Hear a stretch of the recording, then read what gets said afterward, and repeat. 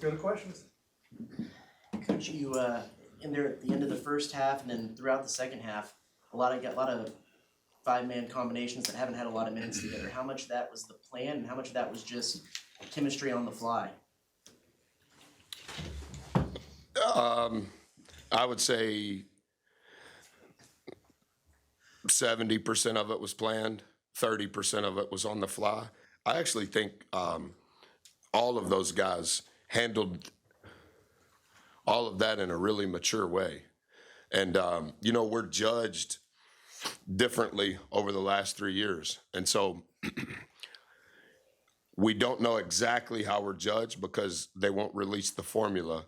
But you can deduct a lot if you watch it enough and study enough. And so it's a difficult position to be in as a coach in trying to force maturity in the last 10 minutes of a game like that. And I thought that our guys were phenomenal at it. And then the 9-0 run to close out the first half was a lineup that didn't, and Manning was running the point, and didn't have that grouping was kind of the key to push it out of reach. What did you was that one of the ones that y'all that had worked together a little bit? Yeah. Or was that one that was on the fly? Yeah. So this. Who's the most important player to have on the floor statistically? Who are the most two important? Who's the best three-man group? And so we do all of our studying based off the best three-man group. And then the fourth and the fifth guy are based on time, score, and momentum relative to the rotation. And we're accumulating data when we're playing big, is what we call it, our big lineup. And we've made some progress with that over the last couple of weeks in practice and in games. And so Mo being the throttle was different than 4 relative to that group. But it just ended up, the rotation was a little different, but we were still playing big. And we were, relative to defensive stops and our rebound percentage on both ends, the numbers in real time, I haven't studied it yet, but in real time, they were similar to what they were against Houston, which is good. Andy had more rebounds than any Aggies since 1992. I wanted to kind of get your take on his performance tonight because he was everywhere. It was his first college start, and I think he's Dennis Rodman from Columbia. I think he's unbelievable. I think he impacts the game without the ball more than, for sure, any player I've coached. This Christmas game, with the kind of mind have towards getting to see family, is this one of the harder games to coach, or at least day before? Very much so. And I actually think the maturity that we worked with the last 2 days came alive in the game today. I know it's a cliche, you play how you practice. It's very hard, particularly relative to how we're judged. And we haven't seen Santa Claus since 2021. And so that's kind of how we started today. Guys, we haven't seen Santa Claus since 2021. So I really want to see Santa Claus. And so we're going to coach this game the way we should coach and play. How much of a better feeling is it going into the break this year compared to last year? It was the most, this is my 30th year in Division I. This is my 17th year as a head coach. So it would have been my 16th year as head coach and my 29th year in Division I. It was for sure the most miserable Christmas break I had ever had with my family. And I hate that it's based on who wins and who loses, but we were 6-5 and 121st in the net a year ago at this time. And I think it was our second day. What's today's date? 22nd. Yeah, so we played Wofford on December the 20th. Is that right? Yeah, but it's just, wake up early, go on a walk, call 3 coaches before my family wakes up. And then step outside and call 3 more coaches 4 hours later, trying to act like I'm being a good husband and good dad, but it was miserable. I'm so thankful that we won, but how we won.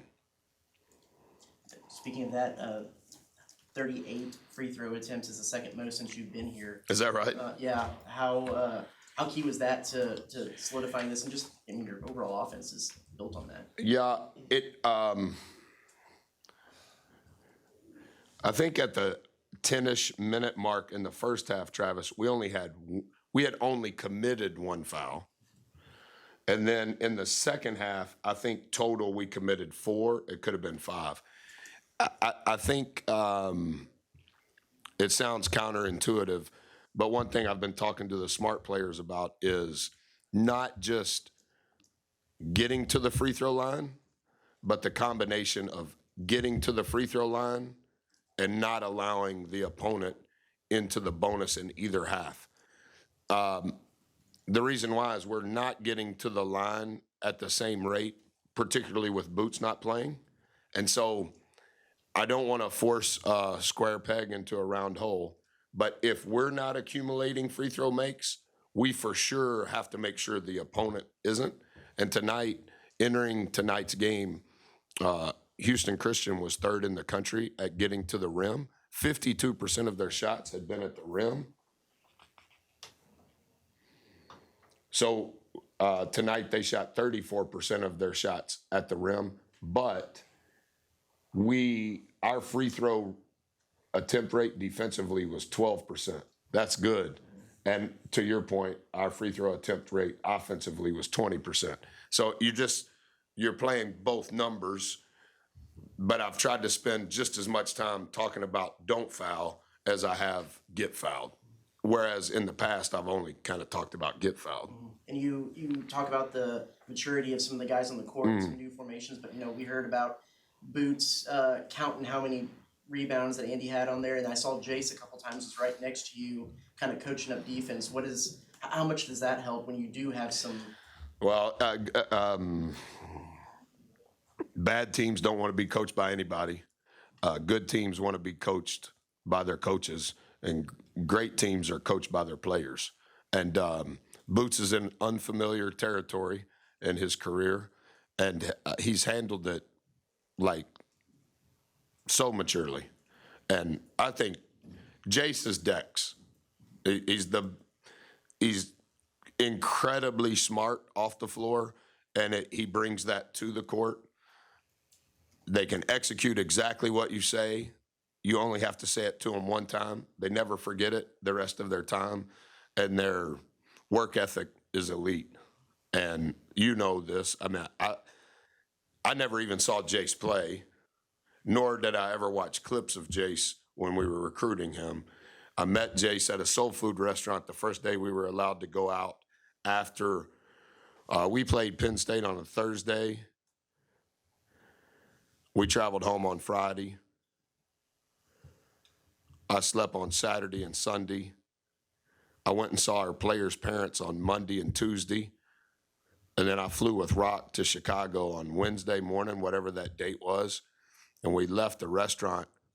And of course, I had done no background work or analytic work or anything. And